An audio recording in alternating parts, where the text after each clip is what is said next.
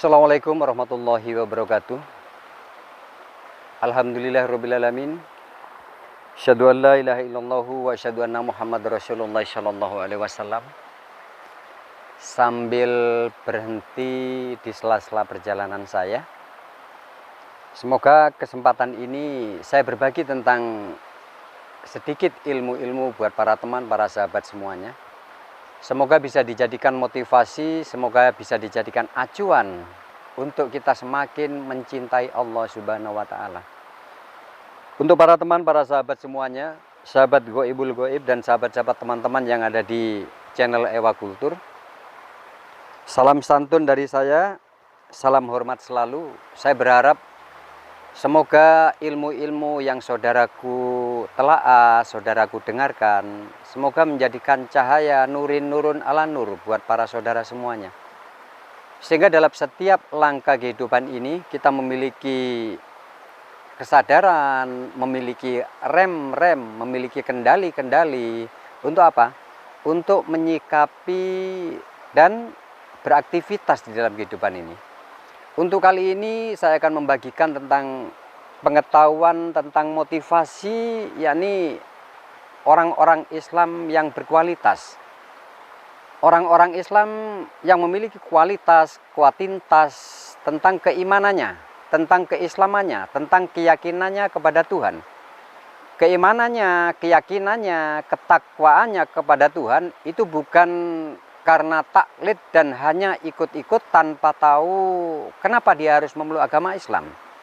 Kenapa dia harus beriman, kenapa dia harus menyembah Allah, kenapa harus percaya sama Allah, kenapa pula harus percaya sama Islam. Dan sedikit sekali orang-orang yang saya sebutkan nantinya, ini memiliki kualitas tentang kekuatan keimanannya. Jadi imannya, masuk Islamnya, itu teruji dengan berbagai penelitian, teruji melalui analisis ilmiah. Jadi Islamnya bukan hanya sekedar ikut-ikut, Islamnya bukan hanya sekedar karena Islam dari nenek moyang, bukan karena Islam dari orang tua, bukan Islam karena dari siapa-siapa, karena memang Islamnya datang dari kesadaran kolbinya. Jadi ini hanya salah satu contoh yang saya sebutkan nantinya. Para beliau memiliki kualitas keimanan, keislaman, ketaatan kepada Allah yang sangat tinggi dan sangat dalam sekali. Siapapun yang menggoyang tentang keimanannya tidak akan pernah bisa. Para mereka adalah orang-orang ahli ilmiah, ahli neurologi, ahli oceanologi, ahli bedah, pakar-pakar matematika. Yakni para ilmuwan yang notabene sebelum memeluk Islam, mereka-mereka semua itu dari agama-agama yang sudah kita tahu. Seperti contoh Dr. Ingrid Mattson. Bagaimana beliau sejarah masuk Islamnya? Silakan saudara klik, mungkin di Google ada. Bagaimana dengan Al-Biruni? Bagaimana dengan Jacques Yves Cousteau? Bagaimana dengan Maurice Bucaille? Bagaimana dengan Dr. Atsushi Kamaluhuda? Pun teliti tentang Al-Ikhlas, mempelajari tentang Al-Ikhlas, berusaha untuk apa? Untuk mempelajari Al-Ikhlas, mempelajari Al-Quran, supaya bagaimana? Supaya dia dengan pelajari Al-Quran, mempelajari tentang Al-Ikhlas, dan nantinya bagaimana? Tahu tentang kelemahan Islam.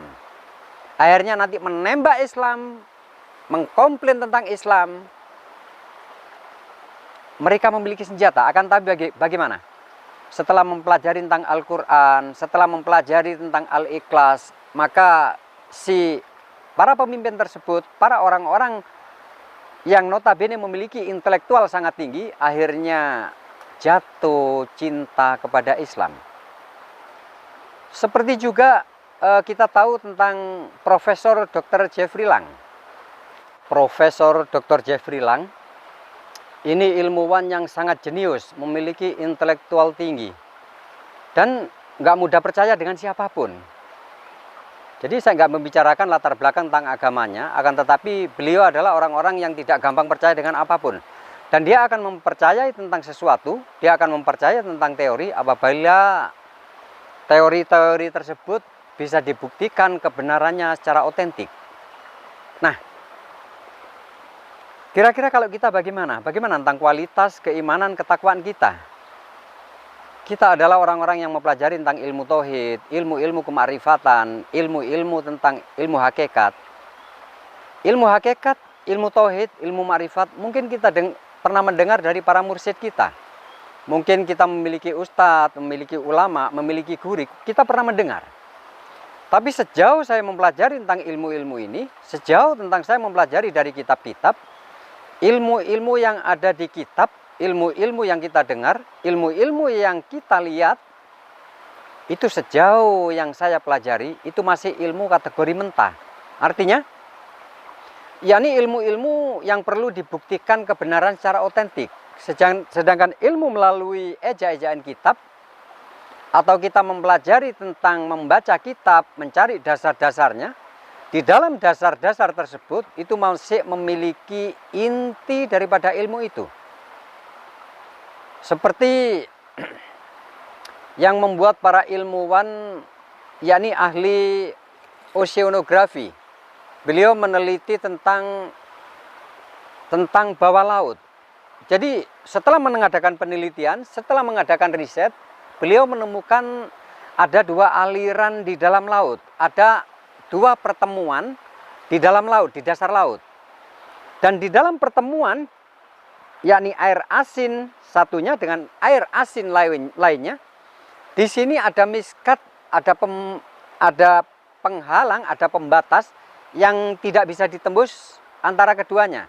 Kita bisa lihat bagaimana di Ar-Rahman ayat 19. Marozal baini yah marozal bahroini yaltakian bainahuma barzazul layabkian. Jadi bisa saudaraku fahami di sana, yakni Allah berbicara tentang bagaimana dua lautan bertemu dan ada pembatas di dalamnya, pun dengan ilmu ini. Yang kita pelajari pun demikian. Ilmu itu seperti rokok yang saya contohkan kemarin. Jadi ilmu-ilmu itu seperti rokok. Rokok, kalau kita mau merokok, kita mengambil asapnya. Jadi nggak mungkin kita mengambil asapnya tanpa ada benda di sini, yakni rokok dan rangkaian tembakau. Lalu setelah itu rokok ada, ini mustahil kita bisa merokok kalau nggak ada korek. Nah, setelah udah menyala, ini nggak bisa kita ambil rasa daripada rokok itu sendiri. Caranya bagaimana? Caranya dihisap. Nah, setelah diambil rasa dari rokok itu, lalu asapnya dibuang. Jadi intinya, ilmu itu seperti mencari inti ilmu, itu seperti asap. Di dalam asap itu ada rasa dari rokok yang kita perlukan. Jadi menyatu tapi tidak menempel. Menyatu tapi tidak menempel. Nah, pemikiran-pemikiran seperti rokok dengan asapnya, rokok dengan baranya, teman-teman, para ilmuwan, para pemikir, orang-orang yang memiliki intelektual tinggi, keimanannya, keyakinannya, itu yakin kepada Islam, yakin kepada kemarifatan, yakin kepada tauhid, itu teruji melalui riset ilmiah, melalui bukti-bukti otentik yang didapatkan dari perenungannya, pemikirannya, dan analisa. Semoga teman-teman nantinya memiliki ketelitian yang sangat tinggi dengan ilmu ini. Semoga teman-teman nanti menjadi orang-orang tauhid yang tidak pernah tergoyahkan. Semoga para teman, para sahabat, para saudaraku memiliki kualitas, kuantitas Islamnya, ma'rifatnya, tauhidnya, seperti para pakar, para pemimpin, para ilmuwan yang iman dan Islamnya tidak hadir dari taklid, akan tetapi ketaklitannya, pengetahuan dari teori itu dibuktikan dengan pembuktian secara teliti. Semoga para teman, para sahabat nanti memiliki IQ yang sangat tinggi, menjadi orang-orang yang cerdas, di mana kecerdasannya itu terdidik oleh pengalaman, oleh pembelajaran, oleh cara-cara kita itu menjalani dalam hidup. Semoga Allah merahmati, semoga Allah meridhoi, semoga Allah selalu senantiasa memberikan maghfirah untuk para teman, para saudara sekalian. Saya Ewa Kultur selalu berharap para teman, para saudara menjadi orang-orang yang selalu bermahabbah kepada Allah, selalu mencintai Allah dan dicintai Allah. Semoga para teman sehat selalu fid dini wad dunya wal akhirah, dan pada akhirnya nanti para teman-teman akan menjadi orang-orang yang husnul khotimah. Saya Ewa Kultur, saya akhiri wabillahi taufik wal hidayah. Wassalamualaikum warahmatullahi wabarakatuh.